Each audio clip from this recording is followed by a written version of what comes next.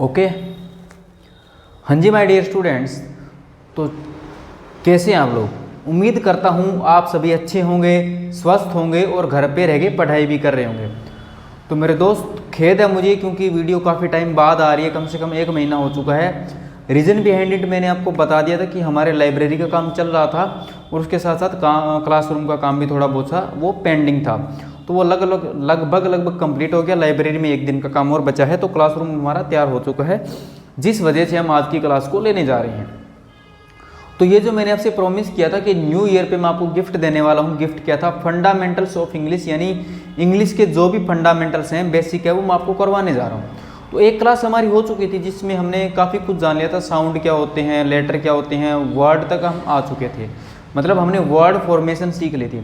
और word formation के बाद मैंने आपको बताया था कि मैं आपको कराऊंगा पार्ट्स ऑफ स्पीच, यानी कोई भी वर्ड जो हम बोलते हैं, कोई भी वर्ड जो हम यूज़ करते हैं, उसकी पार्ट ऑफ स्पीच होती है। जैसे वो नाउन होता है, प्रोनाउन होता है, वो वर्ड मतलब वो सेंटेंस में यूज़ किस तरह किया जाता है। तो ये चीज़ें जानना भी जरूरी है और ये फंडामेंटल्स ऑफ इंग्लिश में काम आने वाली चीज़ें हैं। अगर ये चीज़ें मैं आपको अभी करवा देता हूँ तो आपके लिए सबसे बड़ा फ़ायदा ये होगा, कल को जब भी आप कहीं भी इंग्लिश पढ़ने जाएंगे ना, तो आपको इन चीज़ों की नॉलेज होगी कि यार नाउन एक्चुअल होता क्या है, फ्रेज क्या होती है, सेंटेंस, ये सब चीज़ों की जानकारी मैं आपको डीपली देने जा रहा हूँ। तो ये सब चीज़ें आप सीख लोगे, ठीक है ना। तो इसी के साथ साथ लेके माँ सरस्वती का नाम करते हैं हम आज की क्लास की शुरुआत। और मेरे दोस्त साथ देना, वीडियो को ज़्यादा से ज़्यादा शेयर करना। वीडियो को ज़्यादा से ज़्यादा शेयर करने का मतलब यार, तुम व्यूज़ तो आते हैं मेरे पास 50, 60, मैक्स 100 तो आ ही नहीं रहे इन दिनों में, तो मुझे भी मज़ा नहीं आ रहा ना। अगर तुम मेरा साथ दोगे तो वैसे मैं भी आपका साथ दूंगा। तुम्हारा साथ ज़रूरी है, क्योंकि टीचर तभी कुछ कर पाता है जब स्टूडेंट उनका साथ दें। अगर मेरा स्टूडेंट ही मेरा साथ नहीं देगा तो मेरे भाई मैं कहाँ से कुछ कर लूँगा। तो ये आप पे डिपेंड है। काफ़ी स्टूडेंट्स के मैसेज आए हुए थे कि सर नेक्स्ट वीडियो नहीं आई, जिसकी वजह से हम अभी क्लास स्टार्ट करने जा रहे हैं। ज़्यादा टाइम नहीं लगेगा, बस अभी कर लेते हैं। तो मेरे भाई जो आज का हमारा टॉपिक है ना, वो है पार्ट्स ऑफ स्पीच। समझ रहे हो ना, फंडामेंटल्स ऑफ में आज का हमारा टॉपिक है मेरे बच्चे पार्ट्स ऑफ स्पीच, यानी फिगर ऑफ स्पीच भी बोल देते हैं हम इसको, या पार्ट्स ऑफ स्पीच। भाई इंग्लिश लैंग्वेज के अंदर कितनी पार्ट्स ऑफ स्पीच होती हैं? इंग्लिश लैंग्वेज के अंदर कितनी पार्ट्स ऑफ स्पीच होती हैं? जब भी हम कोई वर्ड को यूज़ करते हैं ना, जब भी हम कोई वर्ड को यूज़ करते हैं तो उसकी 8 पार्ट ऑफ स्पीच होती हैं। कितनी होगी ना? हाँ, 8 पार्ट ऑफ स्पीच होती हैं, 8 पार्ट ऑफ स्पीच। जब 8 पार्ट ऑफ स्पीच के बारे में हम जानने की अब करते हैं कोशिश, 8 कौन कौन सी होती है मैं आपको बताने जा रहा हूँ। तो मेरे भाई जो पहली पार्ट ऑफ स्पीच है वो होगी आपकी नाउन। नाउन के 1 मिनट का टाइम दो यार, मैं उसको ना थोड़ा डाउन कर देता हूँ, मैं थोड़ी बाहर को सेट कर लेता हूँ। 1 मिनट होल्ड करें, 1 मिनट का टाइम दे बस, प्लीज गिव मी सेकेंड। देखो भाई, सबसे पहले पार्ट ऑफ स्पीच हमने क्या बात की? नाउन। नाउन के बारे में आप याद रखना, name of anything, name of anything. इस दुनिया के अंदर अगर किसी भी चीज का नाम है, इस दुनिया के अंदर अगर किसी भी चीज का नाम है तो उसको हम नाउन बोलते हैं। जैसे ये मार्कर है, इसका नाम है, ये बोर्ड है, इसका नाम है, ये पीछे वॉल है, इसका नाम है, मैं इंसान हूँ बबलू, मेरा नाम बबलू है, मेरे पापा का नाम है, मेरी मम्मी का नाम है, या कोई भी चीज़ जिसका नाम है वो नाउन होती है। और ये चीज़ें 2 प्रकार की होती हैं। पहली होती है मेरे भाई विजिबल, पहली होती है विजिबल, दूसरी होती है नॉन विजिबल, जो चीज़ें दिखाई ना दे, दिखाई ना दे। विजिबल के अंदर क्या आ जाता है? जैसे किसी पर्सन का नाम आ गया, किसी पर्सन का नेम आ गया, किसी थिंग का नाम आ गया, किसी वस्तु का नाम आ गया, और उसके बाद किसी प्लेस का नाम आ गया, यानी किसी स्थान का नाम आ गया। जैसे मैं फतेहाबाद में आपको टीच कर रहा हूँ, तो फतेहाबाद, दिल्ली, हिसार, हरियाणा, इंडिया, ये क्या है? प्लेस का नेम है। Thing, marker, chair, mobile, table वगैरह, ये सब चीज़ें आ गई। उसके बाद पर्सन, जैसे आपका नाम है, मेरा नाम है बबलू, रोहित, अमन, निशा, ये जो भी नाम है ये क्या हो गए? ये किसी पर्सन के नाम आ गए। दूसरी आती है मेरे बच्चे नॉन विजिबल। नॉन विजिबल कौन सी चीजें होती है? जो चीजें आपको दिखाई ना दे। जैसे मैं जाके बोलता हूँ ऑनेस्टी, ऑनेस्टी क्या होगी? ईमानदारी। अब दुकान पे जाके ये नहीं बोलोगे मेरे को 2 किलो ऑनेस्टी दे दे भाई, चल मेरे को 2 किलो ईमानदारी तोल के दे दे।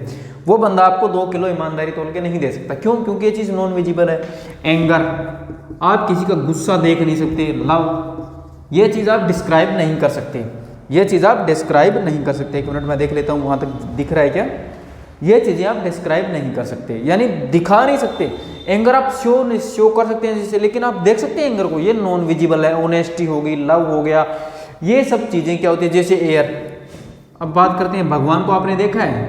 भगवान को आपने नहीं देखा ना, नहीं देखा, रियल में तो नहीं देखा, फोटो में देख लेते हैं। ये हमारी अजम्पशन होती है, भगवान ऐसे होते होंगे, 8 हाथ होते होंगे विष्णु जी के, इस तरह की बातें हमारी अजम्पशन होती है। लेकिन रियल में हमने किसी ने नहीं देखा। मैं कोई भक्ति भावना में जुड़ा हुआ है, रूहानियत से, तो उनकी बातें तो अलग है।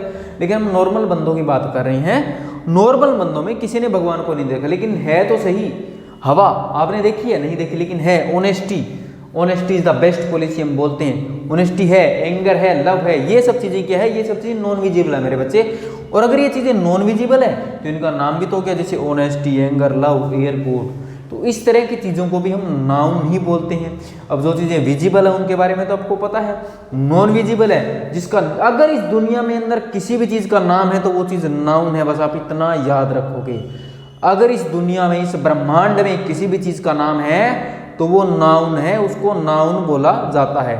आई होप आप समझ चुके होंगे कि नाउन को आखिरकार हम क्या कहते हैं, नाउन को आखिरकार हम किस तरह से जानने की कोशिश करते हैं।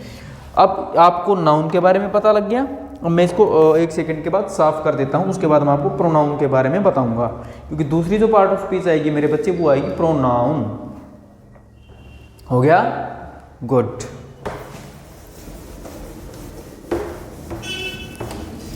फिगर ऑफ स्पीच आप जान लोगे उतना बेटर रहेगा। अगर सीडीएस के एग्जाम की बात करूँ ना, सीडीएस का एग्जाम जो यूपीएससी कंडक्ट करवाता है, उसके अंदर 10 नंबर की फिगर ऑफ स्पीच आती है मेरे बच्चे, 10 नंबर की, और 10 मार्क्स आपके लिए बहुत ही वैल्यूएबल होते हैं। समझ गए? दूसरी आती है मेरे बच्चे प्रोनाउन। प्रोनाउन की अगर मैं बात करूं, देखो बचपन में क्या सुनते थे, जो मतलब नाउन की जगह है, आप ये बोलते हैं जो नाउन का स्थान ले, नाउन की जगह है, उसको आप प्रोनाउन बोलते हैं। लेकिन थोड़ा डिफरेंट होके चलो यार, ये चीज़ तो सब बोलते हैं। हम बोलेंगे रिप्रेजेंट्स अ नाउन, जो नाउन को रिप्रेजेंट करे, जो नाउन को रिप्रेजेंट्स करे। क्या यार, मेरे को लगता है इसी से साफ करना पड़ेगा ना। रिप्रेजेंट्स अ नाउन, जो भी चीज़ एक नाउन को रिप्रेजेंट करे उसको हम प्रोनाउन बोलते हैं।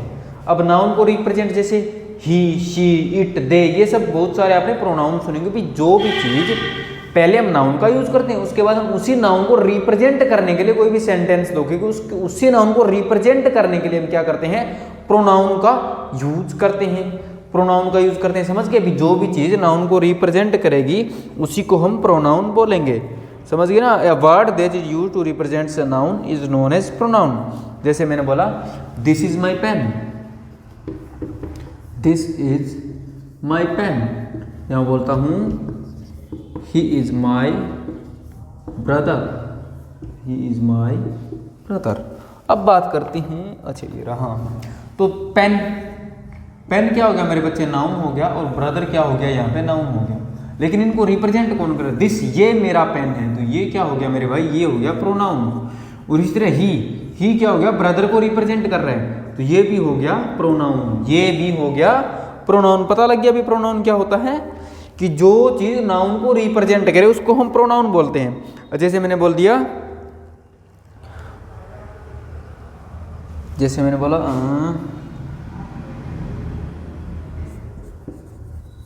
दैट वॉज माई मिस्टेक, वो मेरी गलती थी। दैट वॉज माई मिस्टेक, तो यहाँ पे दैट क्या हो गया, दैट भाई वो गलती किसकी थी, मेरी थी। गलती, वो गलती, तो वो गलती के बारे में मिस्टेक क्या हो गया मेरे बच्चे, नाउन हो गया, और दैट क्या हो गया, प्रोनाउन हो गया। अब मैं बोलता हूँ आई नो दैट, थोड़ा सेंटेंस को बढ़ाएं क्या, मैंने बोला यहाँ तक मेरे ख्याल से दिखेगा, I know that, I know that, that was my mistake, I know that, that was my, मैं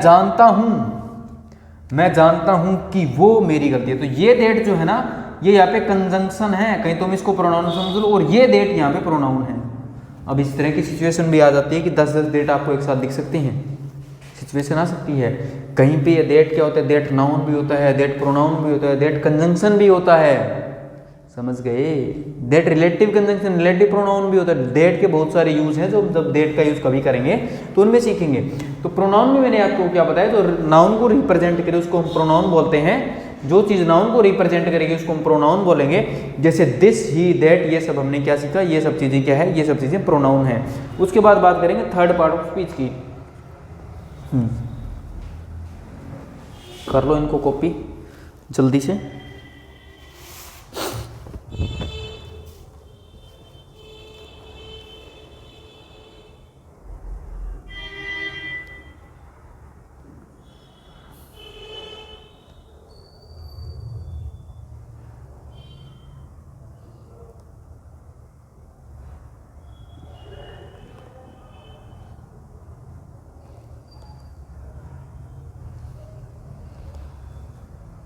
ठीक है जी, करें इनको।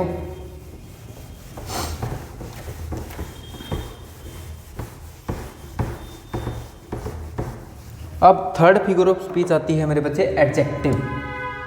तीसरी क्या है, एडजेक्टिव। एडजेक्टिव की अगर मैं बात करूं तो एडजेक्टिव क्या होता है, आसान शब्दों में अगर मैं बात करूं, जो नाउन और प्रोनाउन के अंदर डिटेल ऐड करता है। अ वर्ड, मैं बोल सकता हूं adjective is something that is used to add details in noun and pronoun. या मैं बोल सकता हूं जो नाउन और प्रोनाउन में ऐड डिटेल करे, या नाउन और प्रोनाउन के बारे में कुछ बताने की कोशिश करे, उसमें एक्स्ट्रा डिटेल ऐड करे। मतलब एक्स्ट्रा डिटेल जो भी किसी चीज़ में ऐड करेगा, या उसको मीनिंग में, या उसके मीनिंग में डिटेल ऐड करेगा, उसको हम एडजेक्टिव बोलते हैं।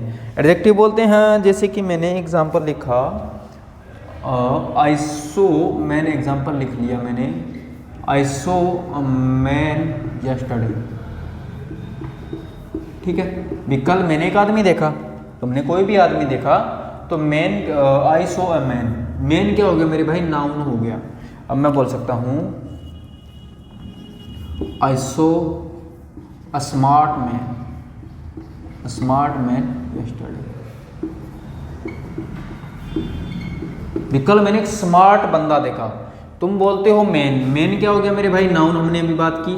लेकिन मैन कैसा, स्मार्ट, इंटेलिजेंट, ऑनेस्ट, ये क्या हो गया, ये तुम्हारा स्मार्ट मैन हो गया। तो इसलिए ये क्या बन गया, एडजेक्टिव बन गया। इसलिए क्या बन गया, मतलब एडजेक्टिव बन गया। एडजेक्टिव बन गया मतलब मेन में इसने डिटेल ऐड की। मेन क्या है, नाउन है। आदमी कैसा, जैसे तुमने बोला ब्लैक कैट, बिल्ली कैसी, काली बिल्ली। तो काली बिल्ली, बिल्ली क्या हो गया, बिल्ली नाउन, और काली क्या हो गया, काली एडजेक्टिव हो गया, यानी उसने बिल्ली के अंदर डिटेल ऐड कर दी, इसलिए ब्लैक कैट बन गया। अब एक बात और याद रखोगे, दूसरी बात होती है कि एडजेक्टिव एक वर्ड भी हो सकता है, एडजेक्टिव एक वर्ड भी हो सकता है, या फिर group of words, group of words, यानी बहुत सारे वर्ड्स का ग्रुप भी हो सकता है। एडजेक्टिव एक वर्ड भी हो सकता है, जैसे यहाँ पे एक वर्ड है, जैसे मैंने एग्जांपल लिखा, going for a movie, going for a movie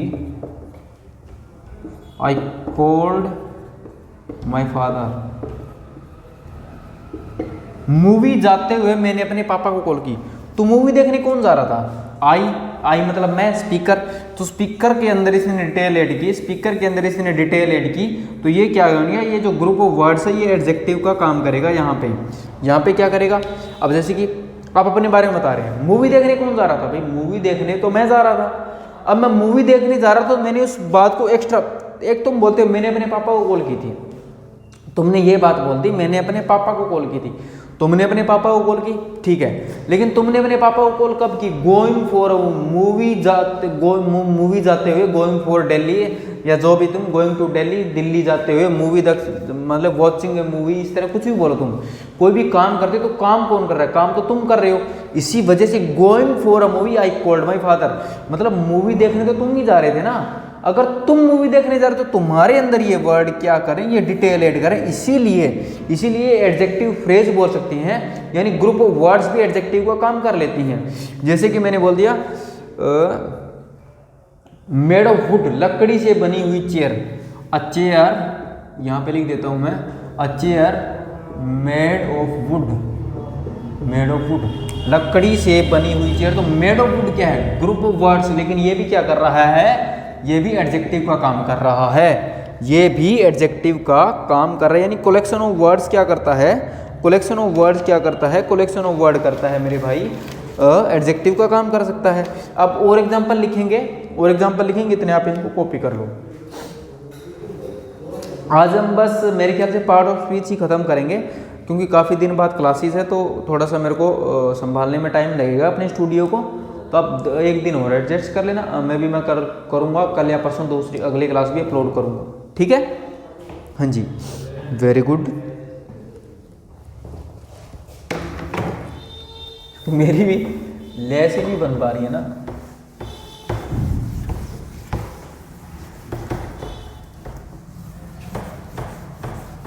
चीज़ें आसान है लेकिन सीखनी पड़ती हैं, सब आसान है। जैसे कि मैंने बोला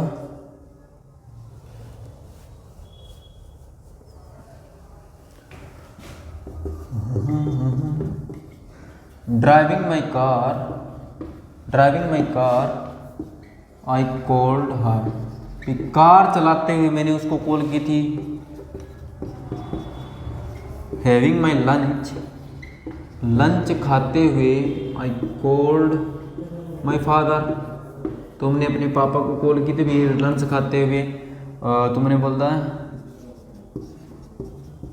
राइडिंग ए बाइक राइड करते हुए, राइडिंग ए बाइक ही,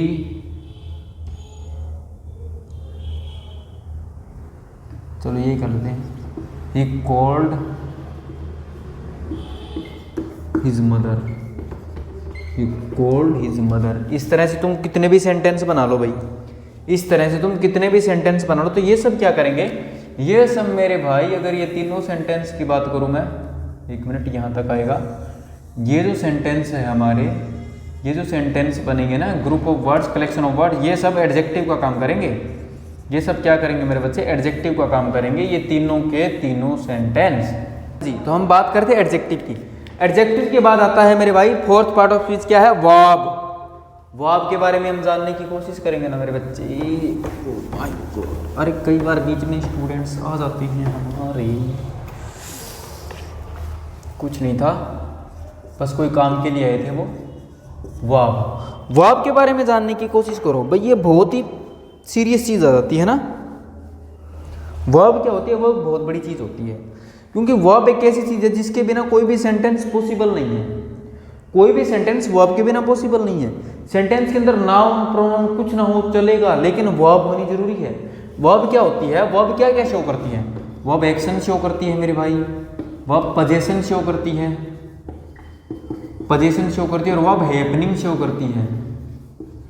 वर्ब क्या करती है? हैपनिंग भी शो करती है। एक्शन, पोजीशन और हैपनिंग, ये तीनों चीजें शो करती है वर्ब हमारी। जो हमारी वर्ब है, जो हमारी माता जी हैं, वर्ब बहुत ही इंपॉर्टेंट टॉपिक है। अगर आप समझोगे तो वर्ब एडवांस ऑफ एडवांस आ जाता है। अगर मैं वर्ब की बात करूं तो एक्शन डू वर्ब शो करती है, पोजीशन हैव दिखाती है, मैं थोड़ी आपको जानकारी दे सकता हूं, और हैपनिंग बी वर्ब दिखाती है। हैपनिंग क्या दिखाती है? बी वर्ब दिखाती है। और ये ऐसी होती हैं, ये हेल्पिंग वर्ब भी बन जाती हैं, और हेल्पिंग के साथ साथ मेन वर्ब भी बन जाती है। समझ गए? हेल्पिंग वर्ब भी बन जाती है, और उसके साथ साथ क्या बन जाती है? मेन वर्ब भी बन जाती है। भाई देखो, मैंने बोला I am a student, I am a student, भी मैं एक स्टूडेंट हूँ। तुमने अगर बोला आई एम ए स्टूडेंट, या फिर तुमने बोला आई हैव अ पेन, मेरे पास एक पेन है, या फिर मैं बोल सकता हूँ, या फिर हाँ, He did his work, उसने अपना काम किया था। He did his work, उसने अपना काम किया था। तो जैसे हम क्या बात करते हैं, मेरे बात ये भी, ये एम क्या दिखा रहा है? एम हैपनिंग दिखा रहा है, बी की फॉर्म एम बन गई। हैव क्या दिखा रहा है? मेरे पास एक पेन है। पोजीशन का मतलब कोई अधिकार, पोजीशन का मतलब क्या हो गया? कोई अधिकार हो गया। पोजीशन का मतलब आपका किसी चीज़ पे कोई अधिकार है, और मतलब ये हैपनिंग आप क्या हैं, आप क्या हैं, आपके पास आप क्या हैं, इस चीज़ के बारे में बता रहे, तो हैपनिंग हो गई। आई डिड, मैंने उसने अपना काम किया था, अभी उसने, ही डिड हिज वर्क, उसने अपना काम किया था। एक्शन क्या होता है? एक्शन एक ऐसी चीज़ होती है मेरे बच्चे जिसमें आपकी कोई एनर्जी लगे। एनर्जी लगे, आपकी थोड़ी बहुत एनर्जी वेस्ट हो, उसके अंदर आप एक्शन शो करते हैं उस वर्ब को। तो डू क्या करती है, एक्शन शो करती है। इस तरह हम क्या करते हैं, वर्ब के बारे में हमने जान लिया कि जो चीज़ पोजीशन, हैपनिंग और एक्शन शो करे उसको हम क्या बोलते हैं, उसको हम वर्ब बोलते हैं। तो चौथी पार्ट ऑफ स्पीच आपको समझ आ गई ना, आ गई। और हाँ, कोई भी सेंटेंस बिना वर्ब की हेल्प के बनाना मुश्किल है। जैसे अगर मैंने तुम्हें ये बोल दिया ना गो, तो मैंने तुम्हें ऑर्डर गो जाओ, तो बोलने वाला मैं हूं, सुनने वाले तुम, सिट, स्टैंड, स्लैप, थप्पड़ मारो, चिपकाओ। तो मतलब ये वर्ब का होना जरूरी है। बाकी सब चीजें अंडरस्टूड हो जाती हैं मेरे भाई, बाकी सब चीजें अंडरस्टूड हो जाती हैं। जैसे मैं तुम्हें बोल दिया गो, तो तुम समझ गए कहने वाला I order you to go there, मैं तुम्हें ऑर्डर देता हूं कि तुम वहां जाओ। इस तरह तो मैं इसको इनडायरेक्ट स्पीच बना देता हूं, इनडायरेक्ट स्पीच बना दी। लेकिन गो भाई तुम समझ गए, मैं तुम्हें कह रहा हूं, कहने वाला मैं हूं, स्पीकर मैं हूं, लिसनर तुम हो, लिसनर तुम जाओगे, तुम समझ गए मुझे जाने का कह रहे। तो इसलिए बिना वर्ब के कोई भी सेंटेंस बनाना इम्पॉसिबल है, ये बात आप याद रखोगे। समझ गए ना, ये बात आप याद रखोगे। चलो अभी वर्ब के बाद बात करते हैं, वर्ब के बाद बात करते हैं मेरे भाई एडवर्ब की। तो आप इसको 1 मिनट में कॉपी कर लीजिएगा, मैं थोड़ा सा साइड हट रहा हूं।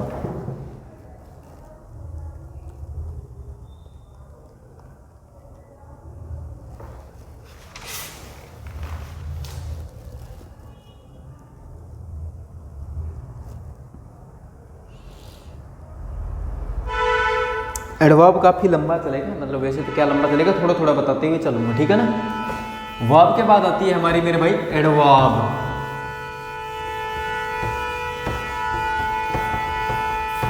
अब ये हॉर्न से आपको भैया एक दिन तो सुनेंगे, अब क्या बताऊं मैं, मुझे क्लासेस रिकॉर्ड करनी भी ज़रूरी थी तुम्हारे लिए, लेकिन कल तक मैं वहाँ से बंद करवा दूंगा ना, कोई दिक्कत नहीं है।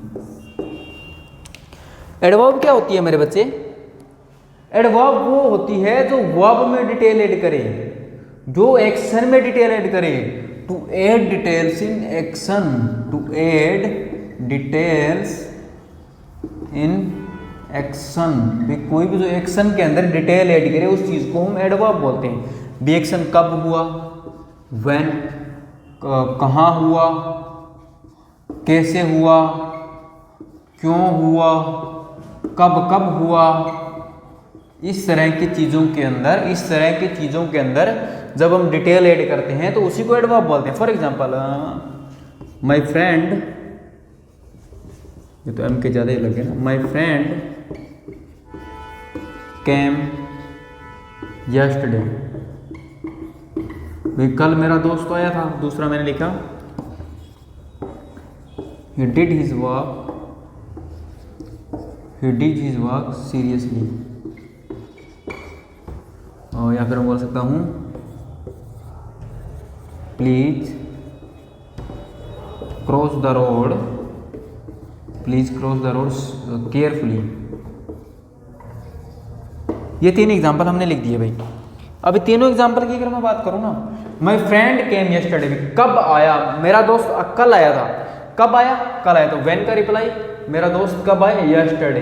तो ये क्या होगी, ये एडवर्ब हो गई मेरे बच्चे, ये क्या होगी, एडवर्ब हो गई। He did his work seriously, उसने अपना काम कैसे किया, सीरियसली किया। हाउ का रिप्लाई, सीरियसली किया, कैसे किया, ये भी एडवर्ब हो गई। उसके बाद मैं बात करूं, ही please cross the road carefully, भाई सावधानी से, केयरफुली रोड को क्रॉस करो, तो ये एडवर्ब हो गई। जैसे मैं बोलते हैं कम हियर, यहाँ आओ, आना कहाँ है, यहाँ आना है, यहाँ आना है, तो वेयर का रिप्लाई हो गया, अभी वहाँ कहाँ। वाई का रिप्लाई भी आ जाता है। हाउ ऑफन, एक्शन कब कब होता है, क्यों होता है, ये सब चीज़ें डिटेल में जानेंगे जब इन चैप्टर्स को करेंगे। ऐसे तो मैं अगर इनको समझाने लग गया तो 2 घंटे इसी को समझाने में लग जाएंगे ना। तो इसलिए समझो कि जो भी चीज़ डिटेल ऐड करे एक्शन में, एक्शन कब हुआ, कहाँ हुआ, कैसे हुआ, क्यों हुआ और कब कब होता है, कब कब हुआ, इन चीज़ों के बारे में जब हम जानने की कोशिश करते हैं तो हम एडवर्ब का यूज़ करते हैं। जो मतलब जो चीज़ क्या करती है, एक्शन के अंदर डिटेल ऐड करती है, उसी को हम बोलते हैं एडवर्ब।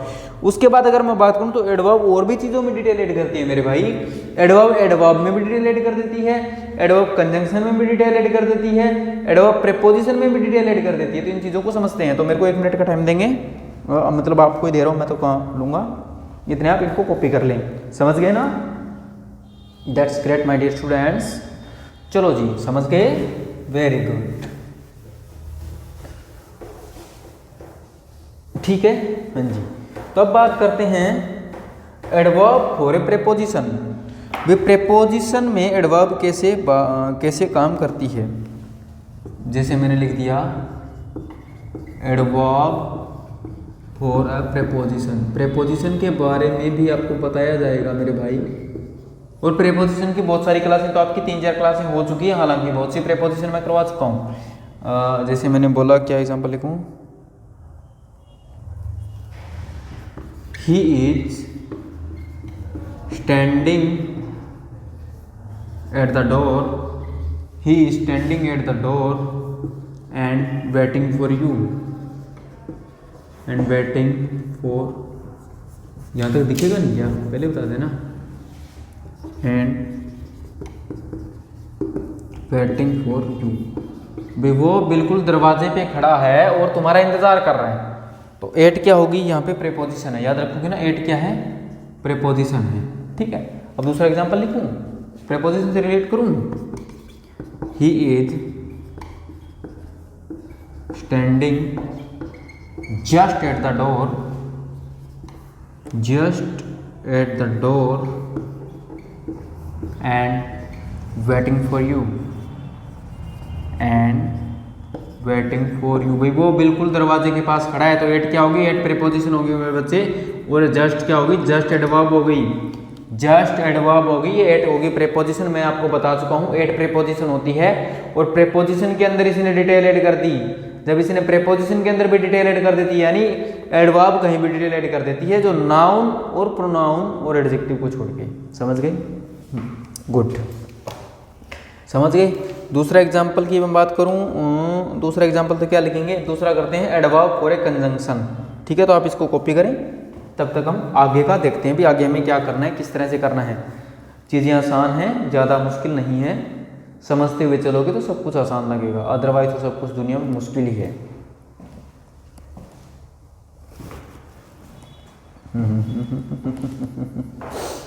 अब बात करते हैं एडवर्ब फॉर ए कंजंक्शन। भाई एडवर्ब मैंने क्या बताया, वर्ब में डिटेल ऐड कर देती है, वर्ब में डिटेल ऐड करने के बाद ये क्या करती है, प्रीपोजिशन में डिटेल ऐड करती है, और इसके बाद एक कंजंक्शन, कंजंक्शन में भी डिटेल ऐड कर देती है, कंजंक्शन में भी, अरे ये क्या कर रहा हूँ मैं, कंजंक्शन में भी डिटेल ऐड कर देती है। देखें करके बताएं, we reached at the village, we reached at the village when the sun was to set, when the sun was to set। भी हम गांव कब पहुंचे, जब सूरज छिपने वाला था, सूरज छिपने वाला था, और इसी को मैंने क्या लिख दिया, we reached at the village, we reached at the village, कब पहुंचे मेरे भाई, we reached at just when the sun was to set, the sun was to set। भाई हम दरवाजे पे तभी पहुंचे जस्ट। अब when क्या हो गया, जब, तो ये क्या हो गया, ये मेरे भाई कंजंक्शन हो गया। कंजंक्शन क्या होता है, कंजंक्शन के बारे में हम बात करेंगे आगे जाके, लेकिन ये क्या होगी, ये एडवर्ब होगी, यानी कंजंक्शन के अंदर भी एडवर्ब ने डिटेल ऐड कर दी। भाई हम गांव पहुंचे जब सूरज छिपने वाला था, और जब हम गांव कब पहुंचे, बिल्कुल जब सूरज छिपने वाला था। तो इस तरह से हमने कर दी ना। अब जैसे एडवर्ब का सिस्टम अलग होता है, एडवर्ब जहां भी जिस भी वर्ड के साथ आएगी ना, उसी के साथ डिटेल ऐड कर लेगी।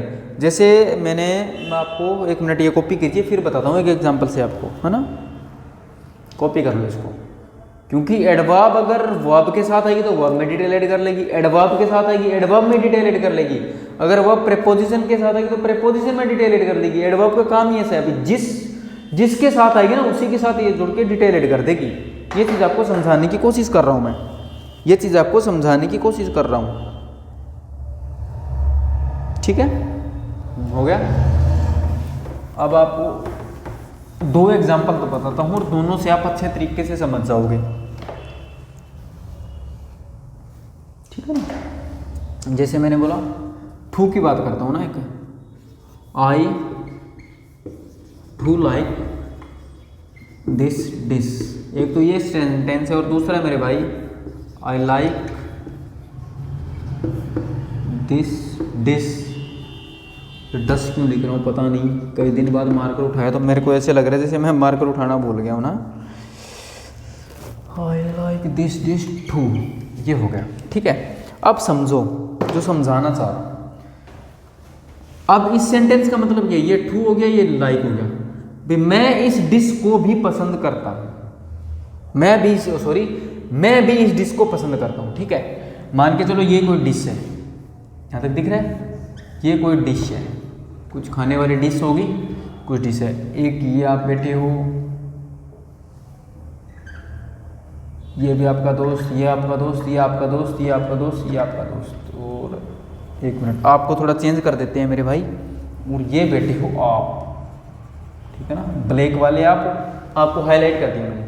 आई टू लाइक, भाई इस बंदे को भी ये डिश पसंद है, इसको भी ये डिश पसंद है, इसको भी ये डिश पसंद है, इसको भी ये डिश पसंद है, और इसको भी।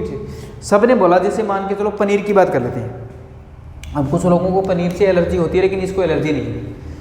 ये क्यों ना मोहित है, ये रोहित है, ये जो भी है, मान के चलो आप दोस्त बैठे हो 5-6, तो मोहित ने बोला मैं इस डिश को पसंद करता हूँ, रोहन ने बोला भाई मैं भी इस डिश को पसंद करता हूँ, सुमित ने बोला मैं भी पसंद करता हूँ, तो आपने बोला हाँ मैं भी इस डिश को पसंद करता हूँ। आई टू लाइक दिस डिश, यानी लाइक करने की बात है, तो ये सब बंदे इस डिश को पसंद करते हैं, तो वहाँ आपने कह रहे भी मैं भी इस डिश को पसंद करता हूँ, तो इसलिए क्या किया इसने लाइक में डिटेल ऐड कर दी।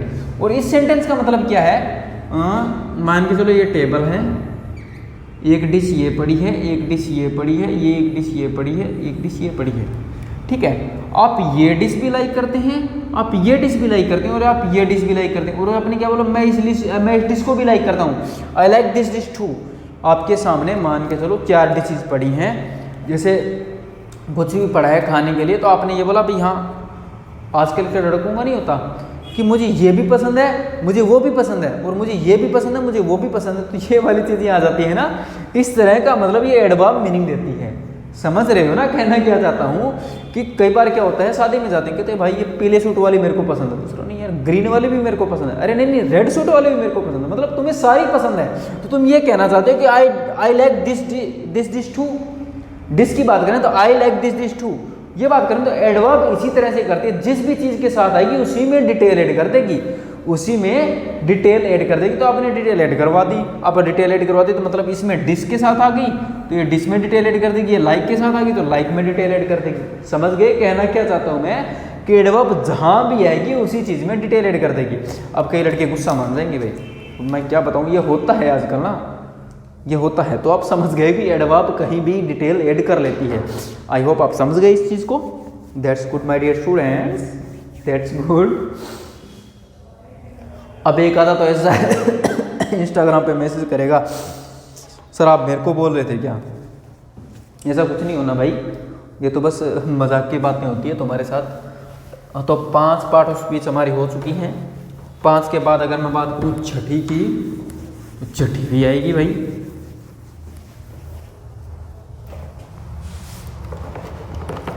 छठी है मेरे भाई कंजंक्शन, मेरे ख्याल से 60 है ना, कंजंक्शन। कंजंक्शन क्या होता है?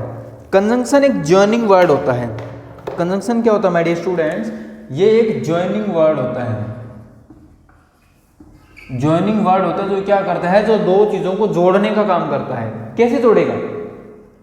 दो सेंटेंस को, दो वर्ड को, दो फ्रेजेस को जो जोड़ने का काम करे उसे कंजंक्शन बोलते हैं। जैसे मैंने बोला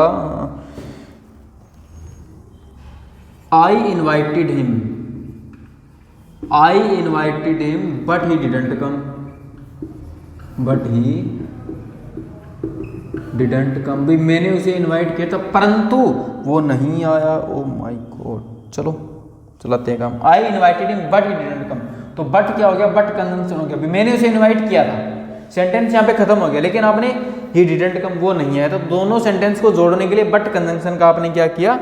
बट कंजंक्शन का आपने क्या किया? सहारा लिया। जैसे मैंने बोला Ram and Shyam, Ram and Shyam are coming here, Ram और श्याम यहाँ आ रहे हैं। तो एंड क्या हो गया, एंड भी मेरे बच्चे यहाँ पे कंजंक्शन का काम कर रहा है, एंड भी यहाँ पे कंजंक्शन का काम कर रहा है। समझ गए कंजंक्शन क्या होता है। उसके बाद बात करेंगे हम प्रेपोजिशन की। करो इसको, छोटी क्लास रहने वाली है, मैं सिर्फ आपको पार्ट ऑफ स्पीच बताऊंगा आज, और कल से हम आगे चीज़ें शुरुआत कर देंगे, ठीक है ना। कहीं तुम सोचो भी यार पता नहीं कुछ करवाया है कि नहीं करवाया, लेकिन मैं सोच रहा हूँ थोड़ा सा ना मेरे को तुम समझते हो ज़्यादा, मैं ये देख रहा हूँ भाई कैसे भी करके ना तुम्हारी एक क्लास जो बीच में एक आधी स्टार्ट कर दो ना तो ईजी रहेगा, ठीक। अब बात करते हैं मेरे बच्चे प्रेपोजिशन की। दो पार्ट ऑफ स्पीच रहेगी हमारी। अब बात करते हैं प्रेपोजिशन की। प्रेपोजिशन क्या होता है। प्रेपोजिशन मेरे भाई रिलेटिंग वर्ड होता है जो दो चीजों को रिलेट करता है। ध्यान रखना, कंजंक्शन क्या करता है, कंजंक्शन करता है दो चीजों को जोड़ने का काम, और ये करता है दो चीजों को रिलेट करने का काम। जैसे मैंने बोला ही came to me, he came to me मतलब रिलेट, ही केम मी। अब ऐसा तो हो नहीं सकता, अब ऐसा तो हो नहीं ही केम मी, कभी बोल के देखो तुम्हें कैसा लगे जैसे रूट साउंड कर, ही केम मी तुम्हें जचेगा भी नहीं। ही केम टू मी, तो ये टू क्या है, ये टू प्रेपोजिशन है, तो दो जिस प्रोनाउन को और इस वर्ब को रिलेट करने का काम कर रही। ही came to me, he came to me, जैसे तुमने बोल दिया। और भी बहुत सारे होते हैं, और भी बहुत सारी प्रेपोजिशन होती है, प्रेपोजिशन आपने जान ली। उसके बाद अगली पार्ट ऑफ स्पीच की बात करूं, अगली होती है मेरे भाई लास्ट होती है इंटरजेक्शन। इंटरजेक्शन, इंटरजेक्शन क्या होता है। अब इंटरजेक्शन की अगर मैं बात करूं ना तो इंटरजेक्शन बहुत से लोगों को नहीं पता। अब तुम्हें पार्ट ऑफ स्पीच का ही नहीं पता होगा इंटरजेक्शन आखिरकार होता क्या है। इंटरजेक्शन क्या होता है, जो हमारे इमोशंस और एक्सप्रेशंस को दिखाता हो। इमोशंस और एक्सप्रेशंस को दिखाता हो मेरे भाई, एक्सप्रेशंस को शो करता हो, उसको हम इंटरजेक्शन बोलते हैं। जो भी चीज़ हमारे इमोशंस और एक्सप्रेशंस को शो करेगी उसको हम क्या बोलेंगे, उसको हम इंटरजेक्शन बोलेंगे, इंटरजेक्शन बोलेंगे। जैसे मैंने बोला ब्रेवो, हुर्रे, ओ वाओ, जैसे क्या हो गया ब्रेवो, हुर्रे, वाओ, उप्स, ओएमजी। इस तरह के जो वर्ड होते हैं, जो एक्सप्रेशंस हम देते हैं, जो हमारे फेस पे आते हैं, उससे जो एक्सप्रेशंस देते हैं, different direction and emotions are used to different senses. मतलब यार कोई भी सेंस आप शो करोगे तो उसके लिए डिफरेंट एक्सप्रेशंस यूज होंगे, उन्हीं को हम बोलते हैं इंटरजेक्शन। समझ गए ना इंटरजेक्शन क्या होता है। इंटरजेक्शन वो होता है जो हमारे इमोशंस एक्सप्रेशंस को शो करता है, उसको हम बोलते हैं इंटरजेक्शन। तो मेरे भाई ये हमारी 8वां पार्ट में चीज होती है। लेकिन जो बच गई ना जैसे आर्टिकल डिटरमिनर, तो आर्टिकल और डिटरमिनर क्या होते हैं, पार्ट ऑफ एडजेक्टिव, यानी वो एडजेक्टिव का ही पार्ट होते हैं। तो कोई उसको लेके बवाल ना मचे कि आर्टिकल भी होते हैं, सर आपने डिटरमिनर नहीं कराया, सर तो जानते हैं, तुम भी समझ लो कि आर्टिकल और डिटरमिनर इसी का एडजेक्टिव का पार्ट होते हैं। समझ गए ना तुम। तो ये चीज़ें ध्यान रखा करो। अगर बाकी जब चैप्टर कंप्लीट वाइज करेंगे, चैप्टर वाइज जब सब कुछ करेंगे तब समझने की कोशिश करेंगे। तो मेरे दोस्त आज के दिन मैं इतना ही रखने वाला हूँ, सिर्फ पार्ट ऑफ स्पीच तक। कल से हम नेक्स्ट क्लास शुरू करेंगे, और जो नेक्स्ट क्लास होगी उसमें हम आपको कुछ ना कुछ नया बताता रहूँगा, ठीक है। तो मिलते हैं मेरे भाई नेक्स्ट क्लास में, तब तक के लिए bye bye, tata, thank you, और क्लास को शेयर जरूर कर देना। समझ गए, गुड।